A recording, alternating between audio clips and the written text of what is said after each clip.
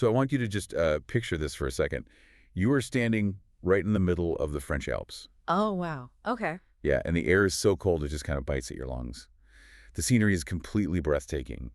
Jagged, snow-capped peaks, those impossibly deep valleys, and pine forests that just seem to stretch on forever into this thick mist. Sounds incredibly dramatic. It really is. And hidden right there, completely cut off from the noise, the digital alerts, the whole frantic pacing of our modern world, is a monastery. Right.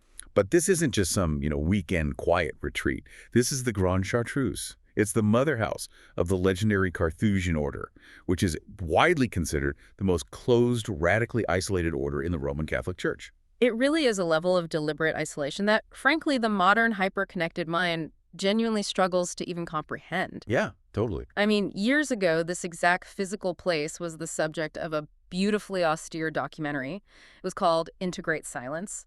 And I have to say, that title is not some poetic exaggeration. It is entirely literal. Yeah, they live by these rules that were written centuries ago, and they just haven't compromised them at all.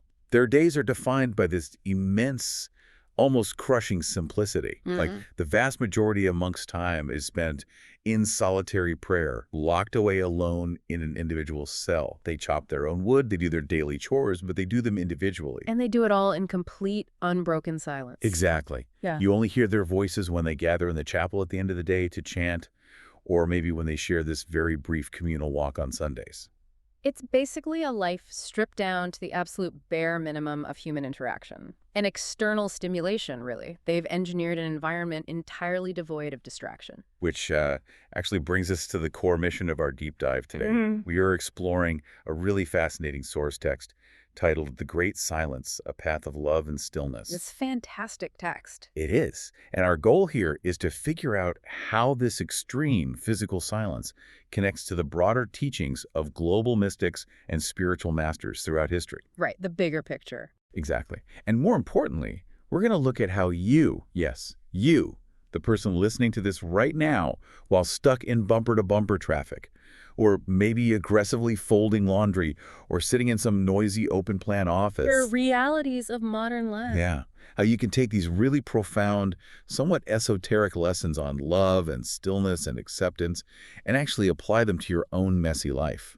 Because let's face the reality here, most of us just cannot abandon our mortgages and run away to a cell in the French Alps. Nor should we necessarily have to, honestly. The fundamental premise of this text isn't really about the physical geography of the Alps. It's about navigating the internal geography of the mind. Oh, I like that. Yeah, the physical monastery is just a metaphor, a metaphor for a state of being. Okay, let's unpack this. Because my very first reaction to reading about these monks wasn't some deep spiritual enlightenment. It was just pure, unadulterated awe at their discipline. But that was followed very quickly by deep confusion. I just had to ask why. Why would anyone voluntarily choose to subject themselves to such extreme, punishing isolation? It does seem counterintuitive. Right. Modern psychology tells us that human beings are fundamentally social creatures. We need connection. I mean, this sounds like solitary confinement, which is literally something we use as a punishment. What's fascinating here is the underlying motivation, which completely flips that psychological assumption right on its head. How so? Well, the text makes it very clear that these monks aren't doing this just because they, enjoy peace and quiet, or because they're misanthropes running away from society in a negative sense. Because not an escape. Not at all. They've chosen this highly structured, meditative life so that, as the text explicitly describes it, the Lord may lead them inward to inner holiness. Inner holiness. That implies a very specific destination. That is the crucial distinction. They are not running away from the world. They are running toward a specific internal destination. Wow. The monks indicate that it's exactly there, in that incredibly specific space of absolute inner stillness, where the divine actually reveals its presence. So silence isn't a lack of something. Exactly. They view silence not as an empty, depressing void, but as the mandatory prerequisite condition for feeling at one with the Creator. The external silence of the mountains is really just a heavy-duty tool used to cultivate the internal silence of the soul. And the text gives us this incredibly striking, highly specific example of what this inner holiness actually looks like when it's embodied by a human being. Yes, the blind monk. Right. It introduces us to one of the monks living in this monastery. He's elderly, and he is entirely blind. And he speaks with this incredibly soft, gentle voice that the text describes as being just completely saturated with love. His worldview is staggeringly simple. And honestly, if you study global mysticism, you'll find that extreme simplicity is almost always the hallmark of deep spiritual realization. Yeah, he tells the interviewer that life is, at its core, very simple. We have a creator who is infinitely good and all-powerful, and all that creator asks is to be loved, and for us to simply notice what he does for us. Such a beautiful perspective. It is, but then the text drops this detail that just completely stopped me in my tracks. This monk actually thanks God for allowing him to go blind. Yeah. He's entirely convinced, without even a shadow of a doubt, that his blindness was allowed specifically for the good of his soul. It is a radical, almost provocative statement. It just completely subverts our standard biological and emotional reaction to loss or disability or suffering. Thanking someone for taking your eyesight is a massive paradigm shift because if I'm being completely honest, in modern society, we generally treat the concept of a higher power or even just the universe, if you aren't religious, like a cosmic vending machine. A cosmic vending machine. I love that. Right. You put in the currency of your good deeds, you say the right prayers, you press the button, and you fully expect the machine to dispense health, wealth, and this totally frictionless life. We are just constantly putting in requests to avoid hardship. That cosmic vending machine analogy highlights the exact transactional mindset the mystics are trying to dismantle.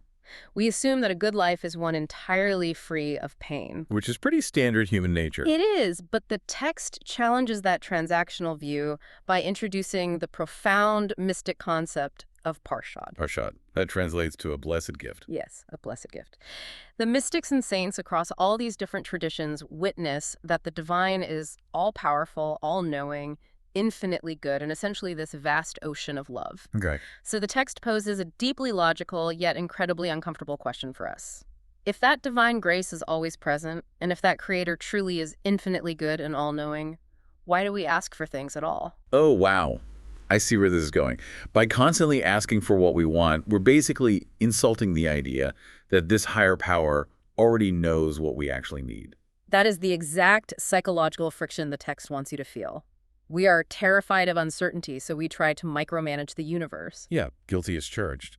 But the text asks us to consider something radical. What if every single moment of your life, including the really painful ones, is blessed? What if every breath you take is parshad? That's a heavy thought. If you truly internalize the idea that every experience is an expression of divine love, specifically tailored and given to you for your spiritual growth, then the desperate urge to ask for a different reality simply vanishes.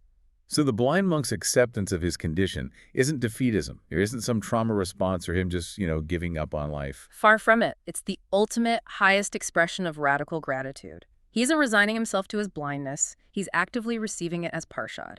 He trusts the giver so completely that he just doesn't question the gift. That shifts the focus entirely from what can I get out of this universe to what am I already being given, which creates this massive domino effect. How so? Well, because if we actually accept this premise, that every single breath, every illness, every joy, and every tragedy is a divine gift, then the natural mechanical consequence of that worldview is the absolute elimination of human worry. Which, to anyone listening who suffers from modern anxiety, sounds like an absolute fantasy. I mean, worry is basically the baseline operating frequency of our lives. We are biologically wired to anticipate threats. We absolutely are. But the text uses Christ's teachings to illustrate how spiritually unnecessary that evolutionary hardware becomes when you shift your mindset. Ah, yes. It points to that really famous passage, look at the birds of the air. They don't sow seeds, they don't reap harvests, they don't hoard food into barns, and yet they are totally taken care of. Right, the lilies of the field. Exactly. Look at the lilies of the field. They don't toil or spin, yet even King Solomon, in all his unimaginable wealth, wasn't dressed as beautifully as a wild lily. Oh. The underlying logic Christ is using there is incredibly rigorous. The passage concludes with, "Your heavenly Father knows that you need all these things." It's an invitation to a radical, almost dangerous level of trust. Dangerous in a good way, though. Yes, it asks you to override your basic survival instincts with deep spiritual knowing. And the text pairs that beautifully with a quote from Hazur Maharaj Ji. Now, just for some context for the listener, he was a highly revered 20th century spiritual teacher and mystic from the Radha Swami tradition in India. Very well known for making complex things accessible. Right. He was known for breaking down complex mystic truths into very practical terms. The text quotes him saying something incredibly powerful. He says, if you can take what comes to you through him, then whatever it is, it becomes divine itself. Shame becomes honor, bitterness becomes sweet, and gross darkness clear light. That is a total reframing of the human experience. It implies that the quality of an event isn't inherent to the event itself, but is entirely determined by how you receive it. Here's where it gets really interesting to me. I look at that quote from Hazur Maharaj Ji, and it sounds exactly like spiritual alchemy. Alchemy. Okay, tell me more. Well, historically, alchemy was that ancient, obsessive pursuit of turning base, worthless metals, like lead, into pure gold. What this text is describing is an internal alchemy. Ah, I see. It's not about dodging the lead. It's not about avoiding the shame or the bitterness. It's about cultivating a mental apparatus that actually transmutes those negative, heavy experiences into clear light. If we connect this to the bigger picture and follow your alchemy metaphor, the philosopher's stone, the catalyst that actually makes that transmutation possible, is absolute surrender. Surrender. Yes. Why doesn't the blind monk worry about navigating his dark cell? Because his surrender acts as the catalyst. He deeply trusts that the divine knows the difference between what is wanted and what is needed. And there's a vast canyon-sized chasm between our wants and our needs. Like, I might want an easy, affluent life, but my soul might actually need the friction of hardship to grow. Precisely.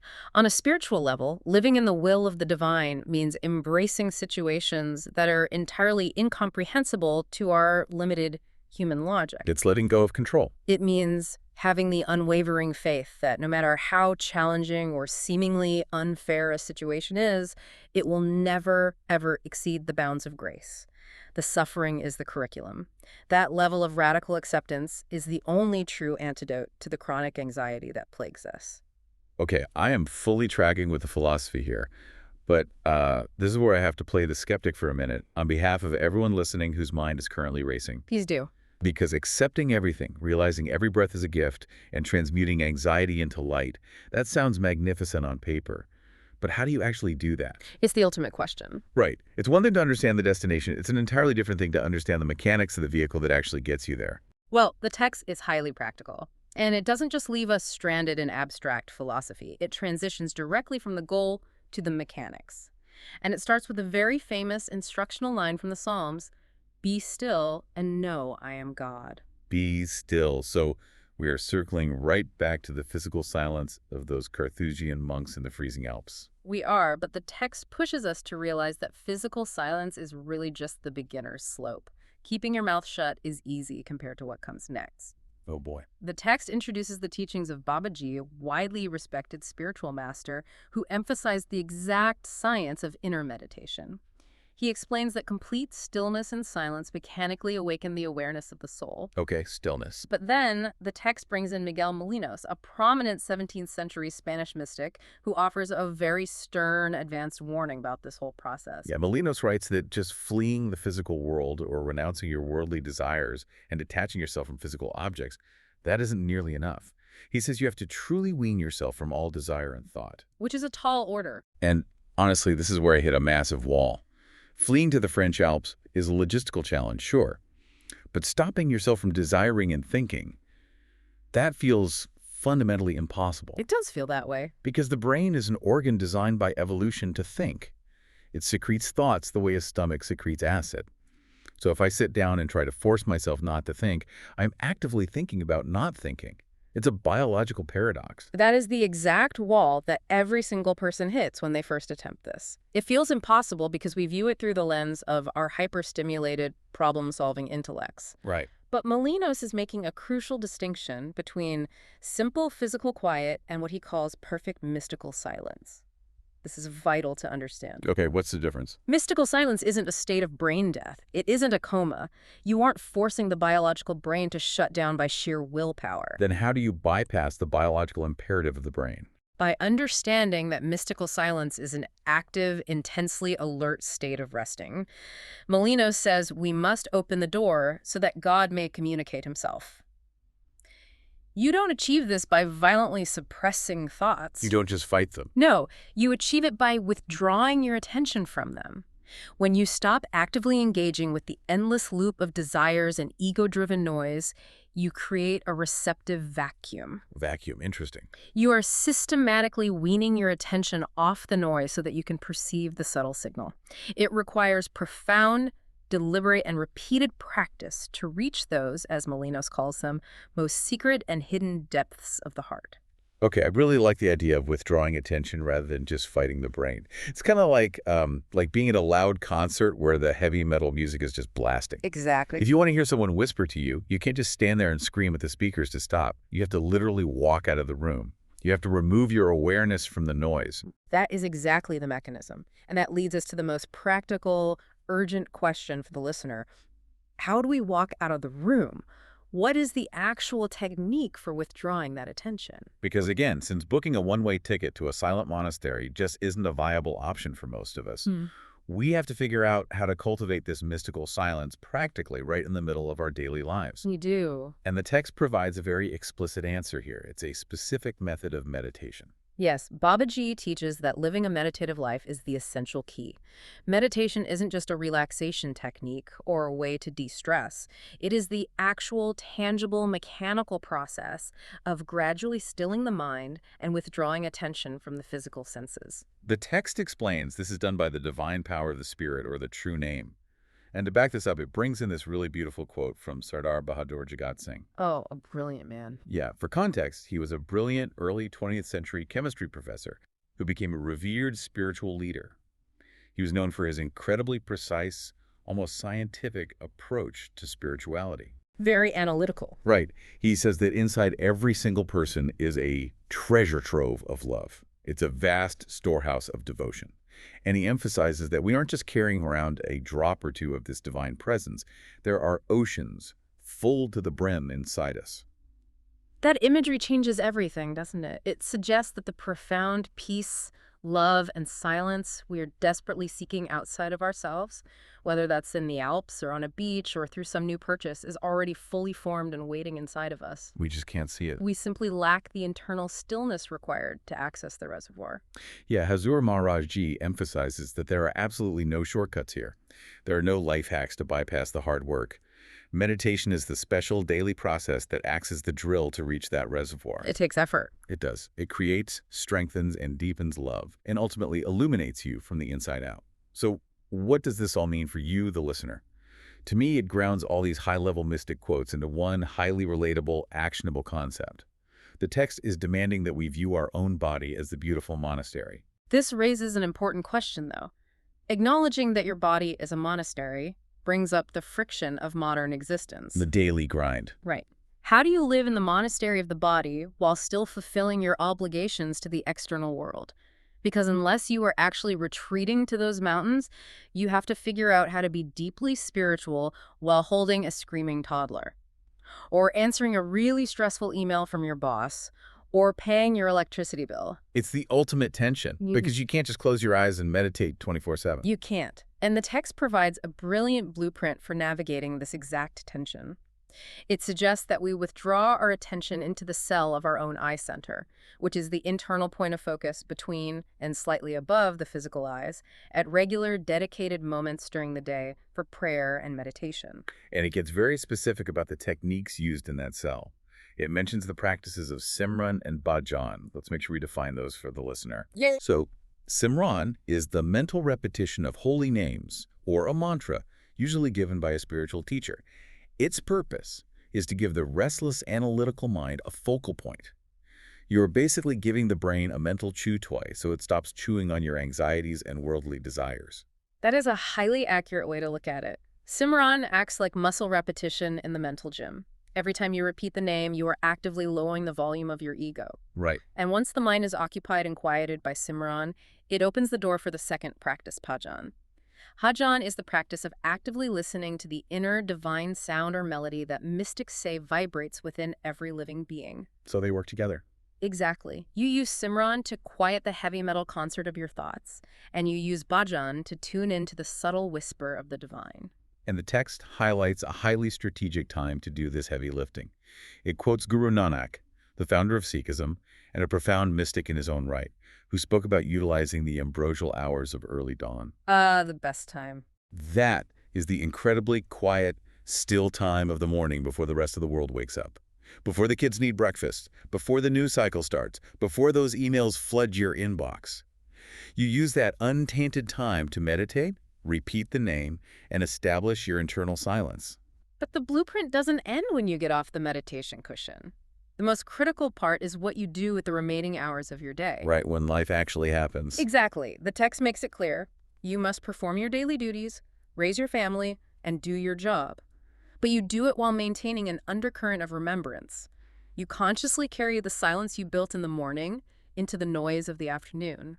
It's about integration, not escape. And look, we have to acknowledge the messy reality of trying to execute this. You are going to fail. Oh, inevitably. You are going to lose your temper in traffic. You are going to get swept up in some petty argument at work and completely forget your inner monastery. The goal isn't immediate perfection. The goal is the persistent practice of returning to that center. Exactly. The effort itself is transformative.